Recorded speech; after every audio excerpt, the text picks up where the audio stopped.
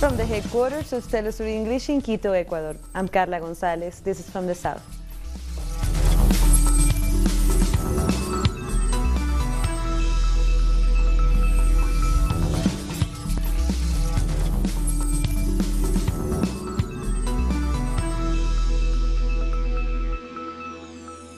We start in Bolivia, where the government has launched a universal healthcare system that will provide free service for more than half of its population. The program will begin next month. The law that has put in place a universal healthcare system was presented by President Evo Morales to healthcare workers and social organizations. Today is a historic day for Bolivians. This is a dream that we have worked for a long time, and now it's finally becoming a reality. The Bolivian working class will defend the system because it benefits everyone in the country. We have to fight and to defend its implementation. Now, more than half of the population will benefit from the universal healthcare system that will be run by the state and will be free. Every region across the country will have equal access to this healthcare system. This won't be a centralized service that only benefits the regions of La Paz, Cocumba, and Santa Cruz. These places already have good hospitals, while the north and the south of the country are abandoned. President Morales has assured all the beneficiaries of this program that all benefits will be gradually covered. I'm sure, sisters and brothers, that no matter what government we have, 20 or 30 years, the people will defend their universal and free healthcare. That's why I say this is for life. It's designed for the most marginalized people and essentially for future generations. But medical schools across the country, opposers of the government, have called for demonstrations against this law from March. They are worried that with this law, there won't be enough funding to keep the program. We will be able to see the impact of this law in 3, 4, or 5 years. So I ask you to be patient, be strong, and remain together as a nation. But I also ask health officials to be patient and continue contributing to our system. And forgive my words, but those who reject this law are enemies of life. They are enemies of health and of the people who otherwise wouldn't be able to afford health care. As of now, only children under the age of 5, people over 60, and workers whose employers paid health insurance have access to free health care. But with the universal health care system in place, more than 5 million people from marginalized groups will benefit from free health care. Relatives are grieving outside a Bangladeshi hospital after at least 70 people died in a fire in the capital, Dhaka. The fire broke out in a 4-story chemical warehouse and quickly spread to nearby buildings in an old part of the city. Police say the death toll is likely to rise as rescue workers have begun retrieving bodies from the buildings. The causes of the incident are still unknown, but a witness claimed that a gas cylinder exploded in the back of a car. At around 10:15 last night, a gas cylinder blasted on the street, and the fire spread to the other vehicles very quickly. On the first floor of the corner building of the street, there is a chemical warehouse. When the blaze reached the warehouse, it became more fierce. I have lost my niece, her husband, and my grandson. I'm waiting with the coffins for their bodies. When we get the bodies, then we will take the bodies for burial. And the mayor of the district where the fire occurred said they had signed an agreement a week before the tragedy to banish these types of chemical warehouses from the neighborhood. Just 2 days before this happened, our mobile core team initiated raids to close these chemical warehouses from this old part of Dhaka. Just the past Monday, we want to make this clear to everybody, that our city council is fully committed to remove these chemical warehouses from old Dhaka.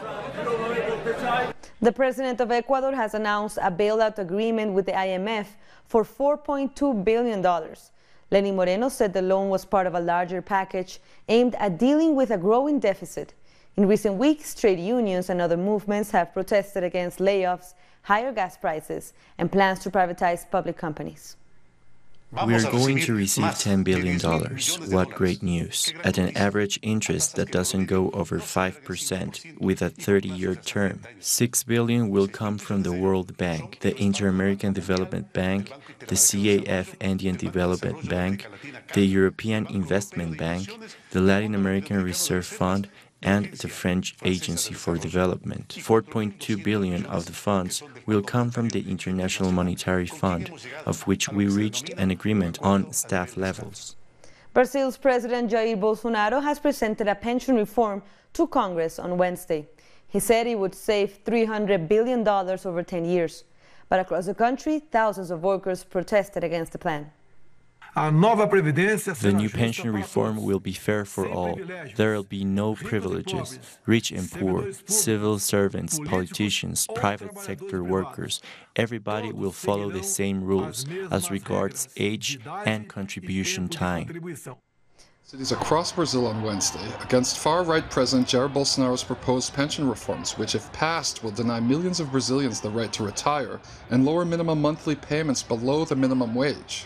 The way the reforms are being done in Brazil, without consulting the workers and without charging the ones who really owe them money, which are the banks and many companies, it makes it difficult to believe that these reforms will benefit the workers. Thousands of representatives of Brazil's union confederations traveled from across Brazil to participate in a general workers' assembly on Praça de Sé in downtown São Paulo to vote on what the next steps will be to fight the measure, which was introduced to Congress on Wednesday. The decision made today in the General Assembly was for all of the union confederations to unite against retirement reform. And we have made a call for all unions and social movements to put pressure on lawmakers in their communities, at the airports and in Brasilia, so that this reform, which will destroy workers' rights, does not pass. After the parliamentary coup of 2016, President Michel Temer tried and failed to pass neoliberal pension reforms after the unions united to hold general strikes, street protests, and to put pressure on lawmakers. The decision approved in the Assembly in São Paulo calls for building a plan of action within the next week and opens the door for another general strike. We need a lot of unity right now. The job of union directors is not to fight for their individual labor category at this moment. We need unity. We have to get together. If we don't unite, then we're finished.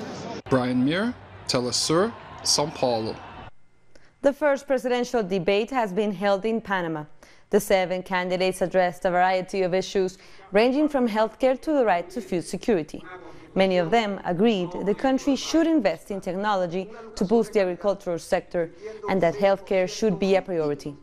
Panama will hold general elections on May 5th. In this country, people do not choose what to eat. Poor people eat what there is and when there is. That has to end. And the only way is by accompanying the national producer. In Haiti, 7 foreigners have reportedly been transferred to the United States. The men, including 5 U.S. citizens, were arrested in Port-au-Prince and accused of conspiracy after they were heavily armed and they were found near the central bank on Sunday. This comes as people are still recovering after weeks of protests. 7 heavily armed people have been under arrest in this police station. The U.S. Department of State identified 3 of the 5 United States citizens, among them as former U.S. soldiers. The Haitian government has denied any relationship with this armed group, but the current situation in the country creates skepticism about this statement. Juvenals hired hitmen to kill us. We know that many people are involved in this. The heavily armed foreigners, some of them linked to U.S. contractors, were traveling around the country carrying telecommunications equipment, tactical uniforms, and surveillance drones in cars without license plates. These U.S. citizens have come to support the government with violence and crime because they saw that Haitian people are going further in their fight. People do not want to change their president, but change the whole system. Several opposition parties gathered to release a statement in which they said that the reasons behind the protests are still valid, and they call for new demonstrations. The data tells us everything. The president only had to do one thing, which was to show willingness and tell us where the money is. But he hasn't done that, so that only worsens things. Ahead of those demonstrations, thousands of people have returned to their regular jobs. They are driven by necessity in a country where 90% of economic activity is based on black market. The executive and legislative branches have brought the country to a real breakdown. The political leaders are totally dominated by a few families of the oligarchy and imperialism. The protests that started on February 7th have left an impact on the country's schools. Some of them have restarted classes, but many are still closed. We're taking a short break now. Don't go away.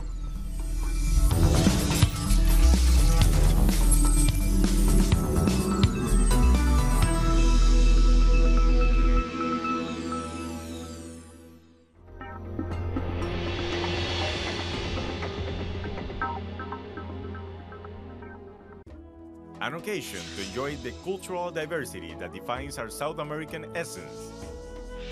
Come along to find out the story behind these personalities, traditions, and artistic expressions that unite us as a whole. Real Lives, Friday, only on Telesur.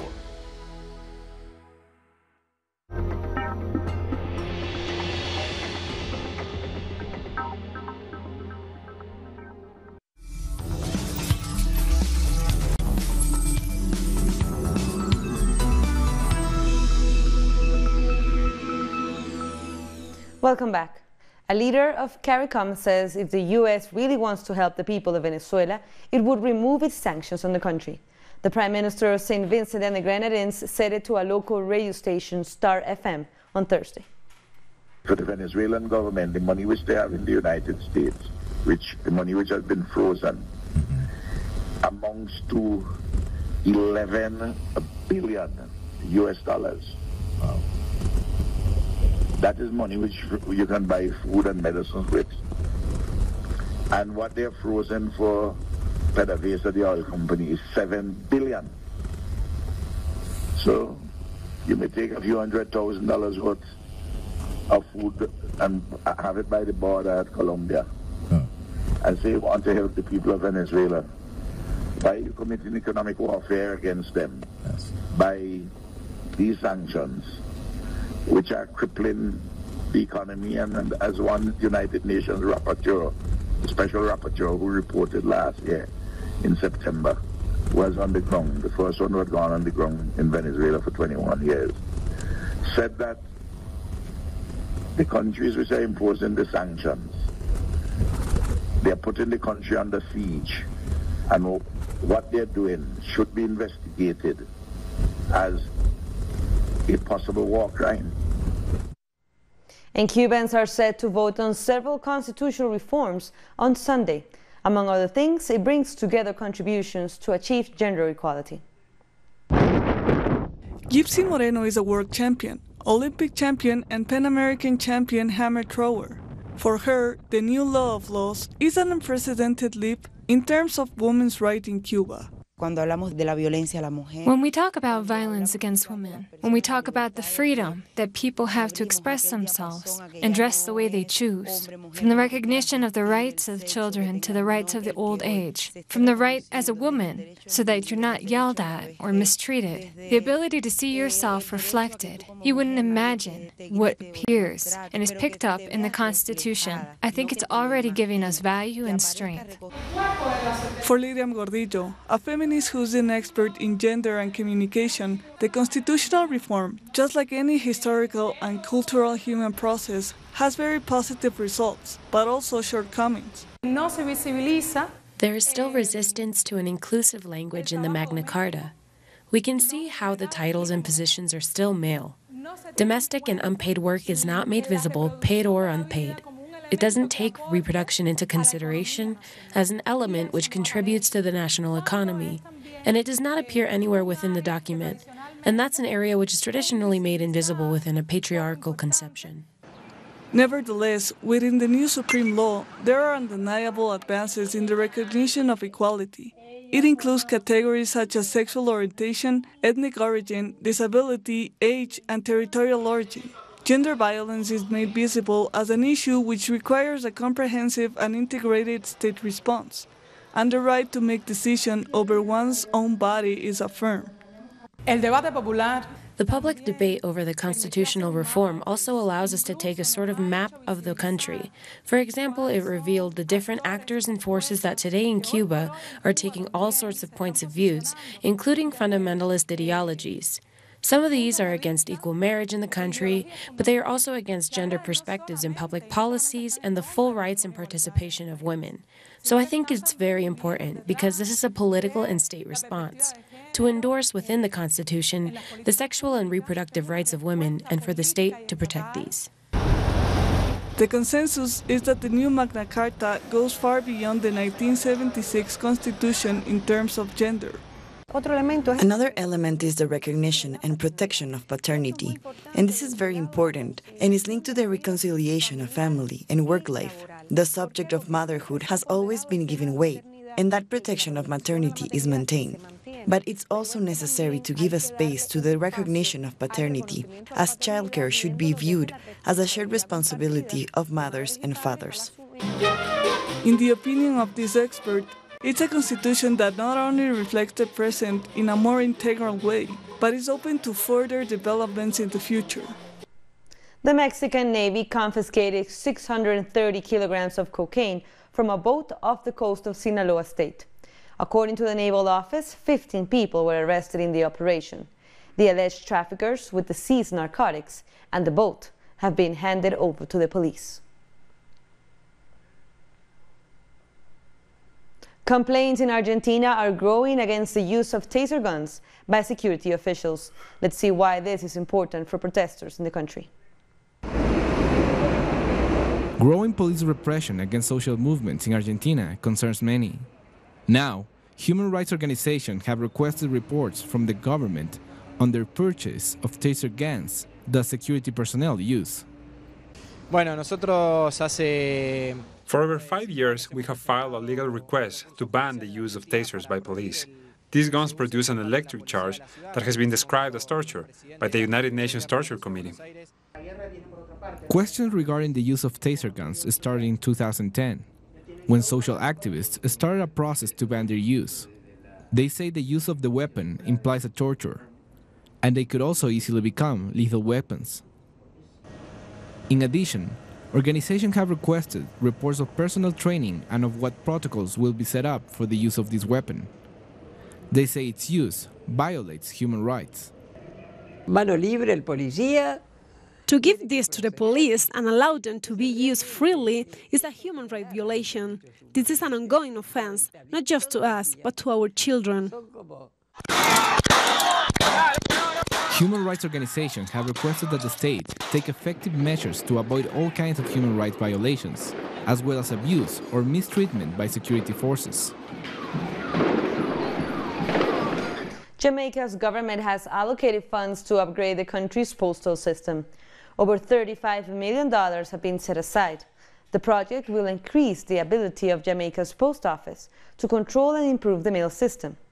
Jamaica's postal system manages over 500 offices and agencies. The Peruvian government has launched a military operation to tackle illegal mining, an industry that has created huge patches of desert in the Amazon region. Operation Mercury is aimed at tackling illegal mining in the region. Its name refers to the use of mercury by illegal gold miners that heavily pollutes the land and destroys its vegetation.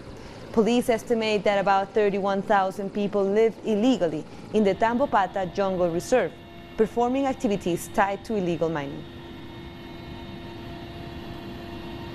Community leaders of the Reina region in Guatemala are welcoming the ancestral agricultural calendar with a special ceremony. With this, indigenous communities are renewing their commitment to preserve Mother Nature. Authorities of the municipality of Uspantan in the department of Quiche took part in an offering ceremony to celebrate change and to welcome the new Mayan year in the ancestral agricultural calendar. We are in Cucupe 7B, which means to us the Quechis tooth, mouth, but also the path. The agricultural calendar has 18 months, with 20 days each. That adds up to 360 days. There also are 5 sacred break days called Wayeb, which ended on February 19 in the Gregorian calendar. The YF are the 5 days that don't belong to anyone. They are sacred. In the past, our grandfathers and grandmothers meet in the house during these days to meditate. For the Mayan descendants, the start of the new year is an inspiration to keep protecting Mother Nature from the extracting industries. Mother Nature and our rivers are expecting us to protect them, to release them from the companies that are threatening their existence. Residents explain that the agricultural Mayan calendar was pushed aside by the Gregorian calendar during the Spanish invasion, but they tried to use it on their daily life. Most of the old generation still use the full moon to start planting their seeds or work on their crops in their ancestral communities. The communities also sworn in their new ancestral authorities, in charge of taking care of the indigenous communities and defend Mother Nature. More stories coming up. We'll be back.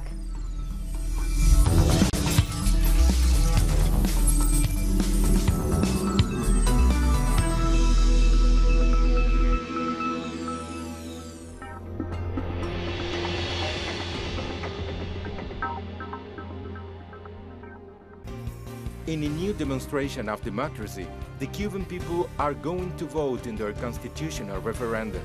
And Telesur is there, bringing you the best information. Follow the event on From the South and learn about this crucial vote for Cuba's democracy. Watch Cuba Votes, only on Telesur, the news source from Latin America and the Caribbean.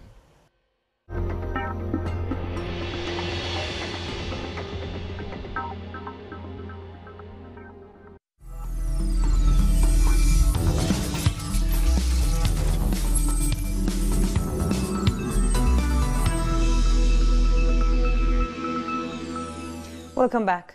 Nigerian fuel suppliers, bus operators, and some airlines are offering people incentives to travel and vote in the presidential elections on Saturday. The Electoral Commission announced the vote was being delayed to February 23rd, few hours before polling stations were to be opened last week.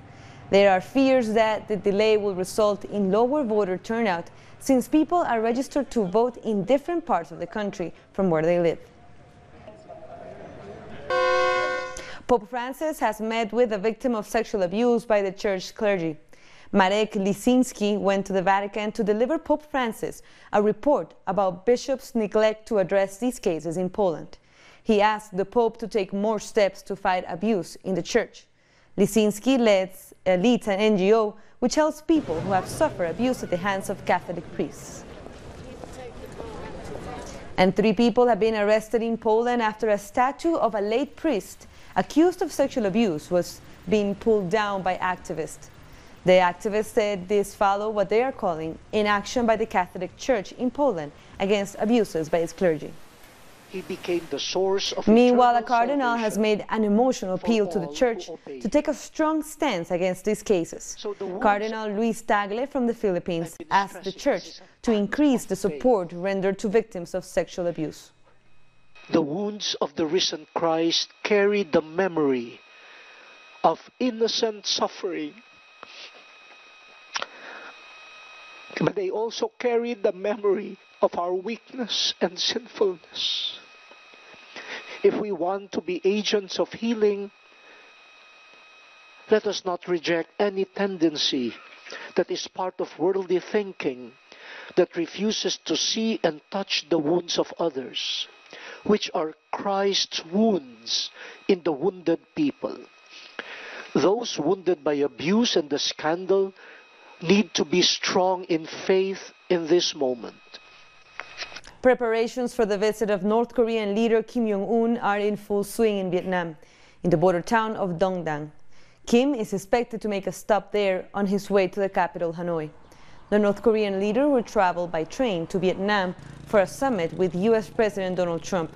The two are expected to meet between February 26 and 27. French President Emmanuel Macron has announced new measures to combat anti-Semitism.